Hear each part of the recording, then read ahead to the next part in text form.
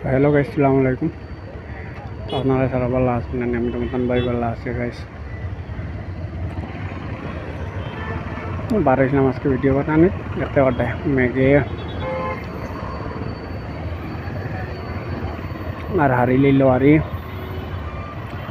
5-6 দিন 7 দিন থেকে মানে মেঘর অবস্থা খুব বেশি বাদ মানে বেঙ্গলোরও মাতানটা কইতাম কিতা খুব বাদ লাইন।